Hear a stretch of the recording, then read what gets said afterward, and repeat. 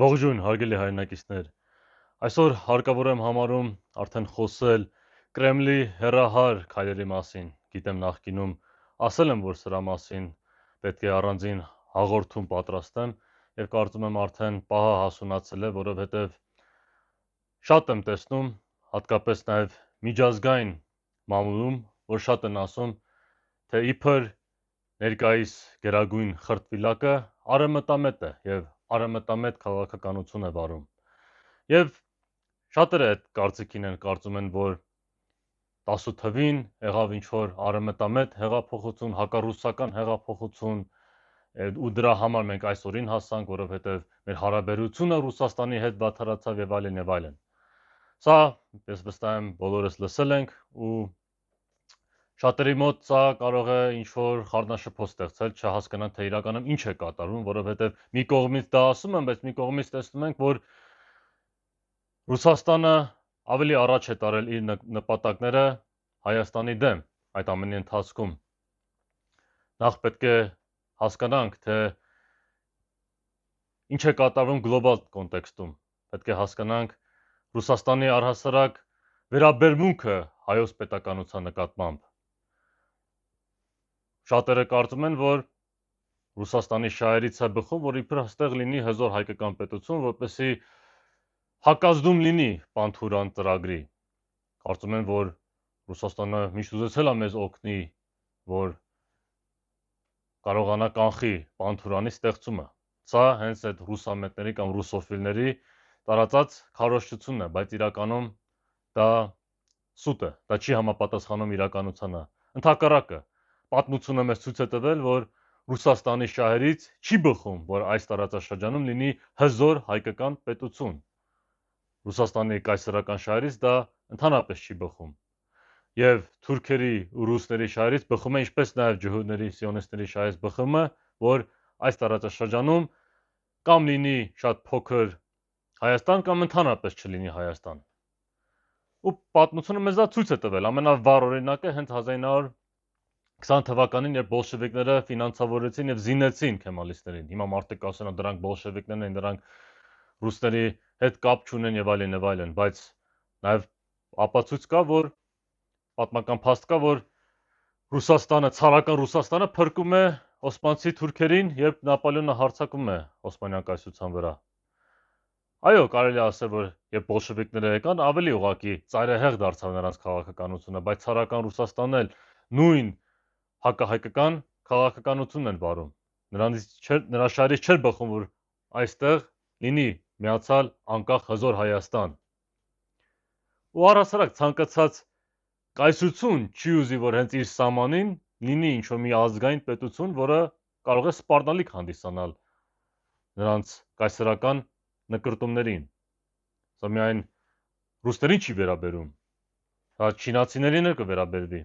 Եթե օրինակ ռուսների փոխարեն չինացիները լինեն, նույն բանը կլիներ։ Ինչպես նաև այսօր Չինաստանի հարևանները ատում են Չինաստանին, հենց այդ նույն պատճառով, որովհետև նրանք միշտ փորձում են իրենց կայսերական շահերը առաջ տանել ի վնաս այդ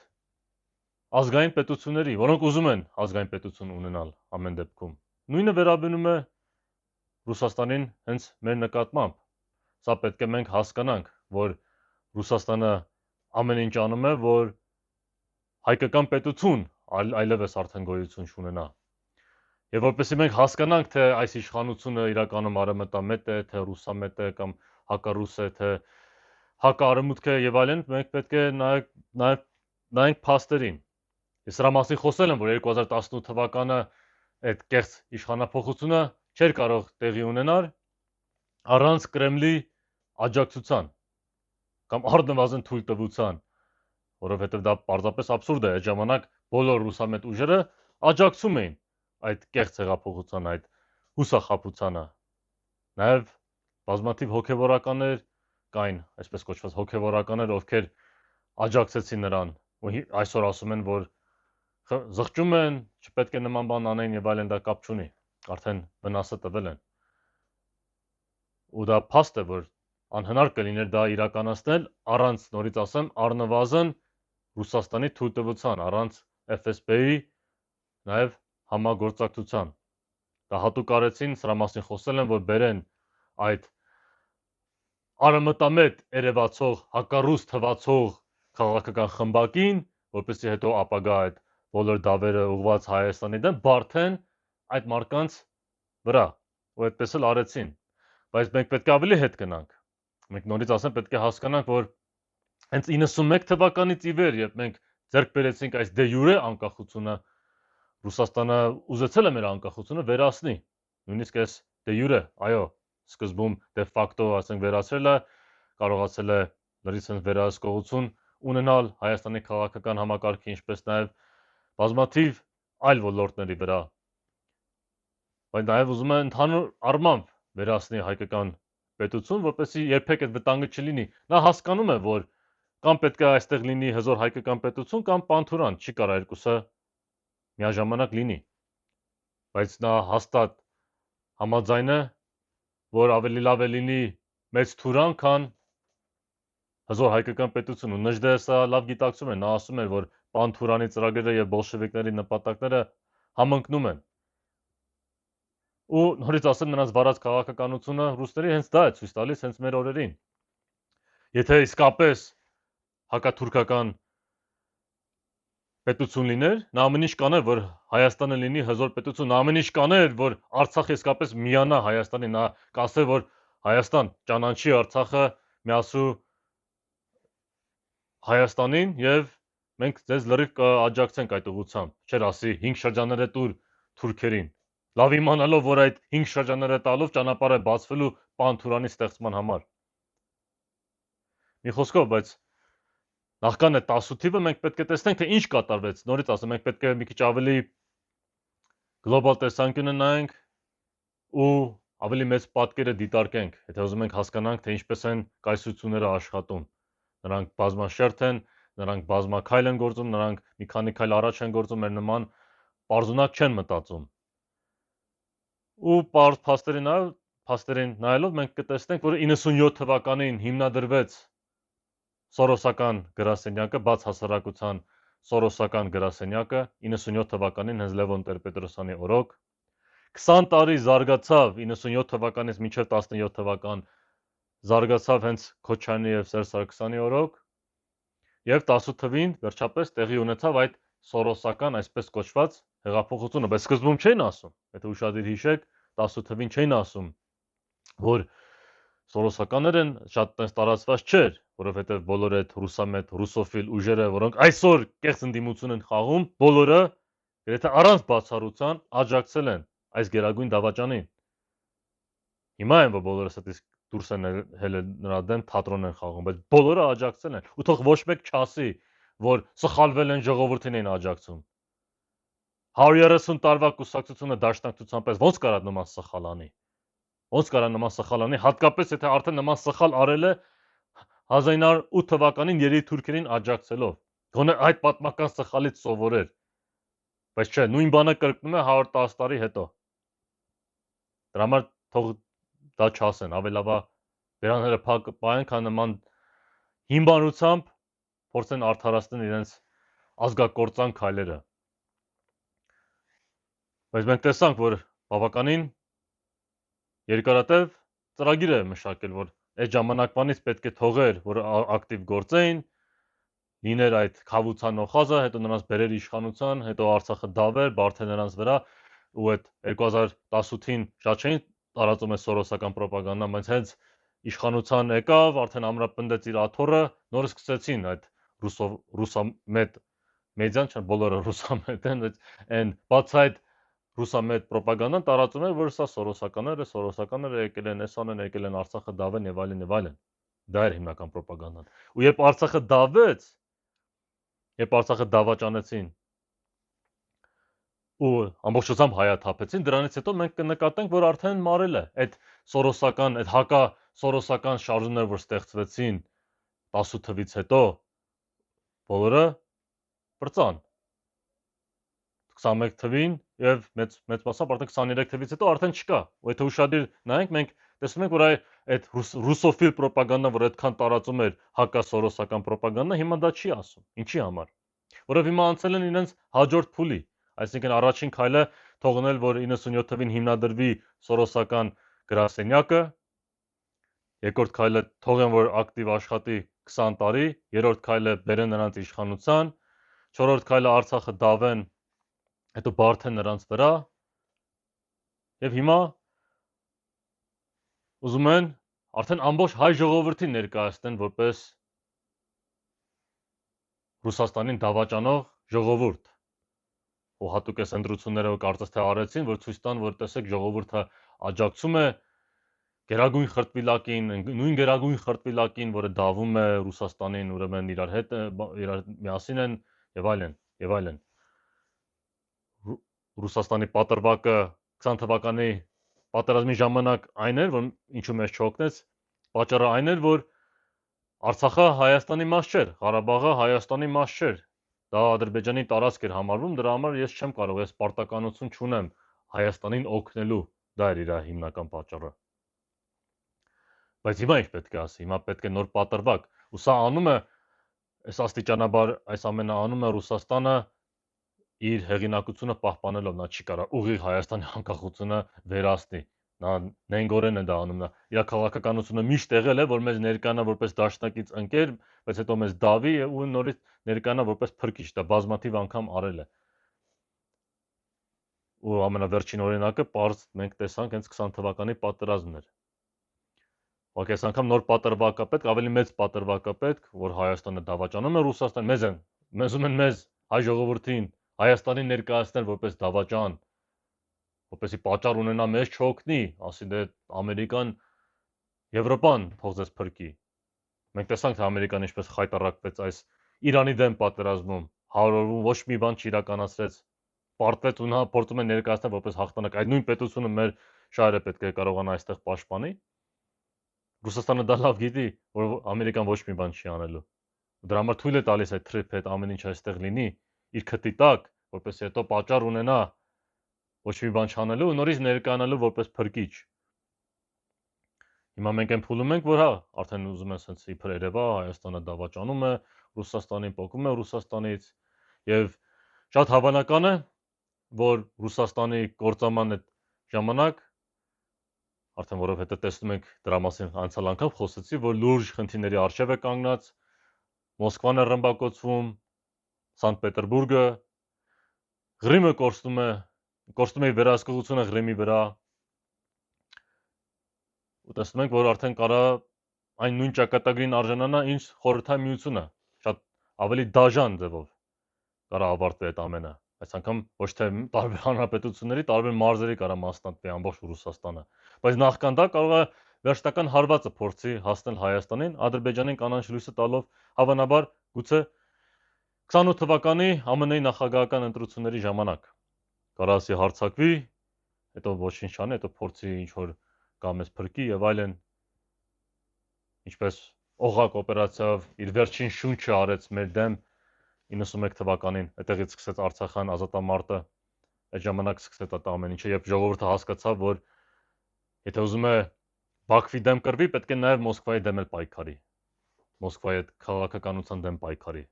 այդտեղից սկսեց իրական հերոսամարտը, Թաթուլ Կրպեյանը հենց դրանով է շատ կարևոր, ինքը դրա մեկնարկը տվեց։ Մի խոսքով, դրա համար մենք հիմա այս փուլում ենք։ Պետք է հասկանանք, այս ամենը ընկալելու համար պետք է հասկանանք, որ Ռուսաստանի քաղաքականությունը մեր նկատմամբ, Հայաստանի նկատմամբ շատ նենգ է, շատ խորամանկ են ու հետևողական են ու երկարատև պլան են մշակել ու գնում են առաջ։ 30-40 տարին եսիմ ինչ չի։ Հա, մեզ համար շատ է թվում, չէ՞։ 1-2 սենունդ է, բայց իրականում կայսրության համար դա մի էջ է իր պատմության գրքում։ Դա համար դա չպետք է ինչ-որ զարմանալի մի բան համարենք։ Նա պետք է կարողանա իր հեղինակությունը պահի, որպես այստեղ միակ տենց կարգ ու կանոն հաստատող ուժը։ Ու պետք է մեզ վատ ներկայացնի, ու դա էլ անում է։ Բայց նորից ասեմ, այն լավ լուրը այն է, որ Ռուսաստանը այո, լուրջ ճգնաժամի առաջ է կանգնել ու արդեն գնալով ավելի խորանալու է դա։ Ամենալավ վառ սիմվոլիկ օրինակը, խորհրդանշական օրինակը այն է, ինչ տեղի ունեցավ անցյալ ամիս մայիսի 9-ին։ Դրա նման փոքր ռազմական շքերթ երբեք չէր եղել Ռուսաստանի ժամանակակից պատմության մեջ։ Նա պետք է թույլտվություն խնդրեր Զելենսկուց եւ Թրամփից, որ այդ զորահանդեսը իրականացներ։ Այդքան ստորացվել է Ռուսաստանը։ Ու դա շատ խոսուն ու խորհրդանշական է, որ նման փոքր ռազմական շքեր տեղի դա ցույց է տալիս, որ նորից ասեմ, ինչպես այն անգամ ասացի, Ռուսաստանի հզորության պատրանքը պատրվում է, ինչպես Ամերիկայի հզորության պատրանքը պատրվեց Իրանի դեմ այս կարճ պատերազմում, որը հավանաբար նորից բռնկվելու է։ Մինչև առաջանա այդ համաշխարհային տնտեսական ճգնաժամը, որը անխուսափելի է։ Ու այս ամենը նաև կապված է թշնամու արևմտյան Ադրբեջան օրակարգի հետ։ Այո, Ադրբեջանն է հիմնականում քարոզում այսպես կոչված արևմտյան Ադրբեջան օրակարգը, բայց դա միանշանակ դաբրո ունի հենց Մոսկվայից, հենց Կրեմլից։ Որովհետև դա չէ լինի, եթե Մոսկվայից ինչ-որ թույլտվություն չունենար։ Ալիևը, Բաքվի բռնապետը չէր կարող այդ օրակարգը քարոզեր ու առաջ տաներ, եթե չբխեր Ռուսաստանի շահերից։ Ինչու՞, եթե իսկապես Պանթուրանի ծրագիրը հակասում է Ռուսաստանի շահերին, ինչու այսքան ժամանակ Պուտինը ոչ մի բան չի ասել այդ օրակարգի դեմ։ Ինչու չի ասում, դա ցեղասպանական օրակարգ է, ասում մի ամբողջ երկիր ոչնչացնի, միացնի իրան, ի՞նչ է դա նշանակում։ Արևմտյան Ադրբեջան։ Բայց եթե մենք ելնենք, ասենք, Ադրբեջանը Արևելյան Հայաստանն է, հաստատ մի բան կասեն։ Նրանք նույնիսկ չէին ուզում ամբողջ Արցախը միանա Հայաստանին, ու մնաց, որ մենք նման բաներ ասենք։ Այսինքն այդ ամեն ինչը ուզում է Ռուսաստանը, այդ ամեն ինչը նաև Ռուսաստանի Կրեմլի շահերից բխում է այդ այսպես կոչված արևմտյան Ադրբեջան օրակարգը։ Ու մենք տեսնում ենք նաև մեր գերագույն խրտվիլակ Դավաճանը, դա արդարացնում է այդ քարոզչությունը։ Հենց այն երբ էր 2 օր առաջ լրագրողը հարց է տալիս այդ միջոցառումների պահով, որը իր տեղի է ունենում Նախիջևանում, մեր կորցած հայրենիքում, օկուպացված հայրենիքում, որտեղ ադրբեջանցիները խոսում են վերադարձ դեպի արևմտյան Ադրբեջան, լրագրողները հարց են տալիս, թե ինչ կարծիք ունի դրա մասին, ասում է, դա ընդունելի չի, բայց նաև ընդունելի չի, որ Հայաստանում խոսում են Արցախյան շարժումը շարունակելու մասին։ Այսինքն հավասարության նշան է դնում։ Նրա համար նույն բանն է։ Եթե մենք խոսում ենք Արցախը Հայաստանին միացնելու մասին, ուրեմն նրանք արդարացված են արևմտյան Ադրբեջան օրակարգը առաջ տանելու մեջ։ Պատկերացրեք ինչ վտանգավոր բան է սա։ Հետո չենք հաշվի առնում այն, որ այդ արևմտյան Ադրբեջան օրակարգը լրիվ աջակցություն է ստանում Բաքվի հանցավոր ռեժիմից, իսկ մեր դավաճանական կառավարությունը դատապարտում է Արցախյան շարժումը։ Այսինքն պետական աջակցություն է ստանում, այստեղ լրիվ դեմ է ներկայիս կառավարությունը այդ Արցախյան շարժմանը, ուզում է վերջնականապես փակել այդ էջը։ Այդքան խոսում է խաղաղության մասին, այդքան կեղծ սրտիկներ է անում։ Դա, ասենք, գոնե հասկանալի կլիներ, եթե կարողանար Բաքվի բռնապետին համոզել, որ նա հրաժարվեր արևմտյան Ադրբեջան ծրագրից։ Այդ ժամանակ էլի չենք հավատա այդ կեղծ խաղաղությանը, բայց գոնե կասենք, լավ, գոնե մի բան էլ արեց, գոնե մի բան համոզեց Բաքվի բռնապետին, չէ, հակառակը։ Նա Արցախյան էջը փակում է, Արցախը դավաճանեց, հայաթափեց, Արցախյան էջը փակեց։ Դե իհարկե, նա ուղղակի գործիք էր թշնամիների կողմից, բայց ամեն դեպքում իր օրոքը տամենը եղավ հենց իր հոժարական մասնակցությամբ, ու մինչև հիմա նա չի զղջում իր արածը, հակառակը, ասում է, մենք ի սկզբանե սխալ ենք, երբ որ սկսեցինք Արցախյան շարժումը։ Եթե չլիներ Արցախյան շարժումը, մենք այս անկախությունը հավանաբար չենք ունենա, ոչ թե հավանաբար հաստատ չենք ունենա։ Ու նա հիմա հեգնականորեն խոսում է մեր անկախությունը ավելի ամրապնդելու մասին, լրիվ 180 աստիճան իրականության մեջ եմ ոնց որ ապրում։ Ու իրականում ինձ այդպես էլ կա, 10 տարի առաջ ես Հայաստան տեղափոխվեցի, հələ 10 տարին չի լրացել, բայց շուտով կլրանա։ Ու այն ժամանակ ես հիշում եմ ապրիլյան քարորյա պատերազմից հետո ես եկա Հայաստան, մի 2-3 ամիս հետո աշխատանքից հեռացա եւ 16 թվականի նոյեմբերին տեղափոխվեցի Հայաստան։ Ու այդ ժամանակ ապրիլյան քարորյա պատերազմը ինձ համար մեծ խթան հանդիսացավ, որ ես գամ Հայաստան, ու այդ օրերը ես լավ հիշում եմ։ Այն ժամանակ մարտական ոգին բարձր էր։ երբեք մեր մտքով չէր անցնի,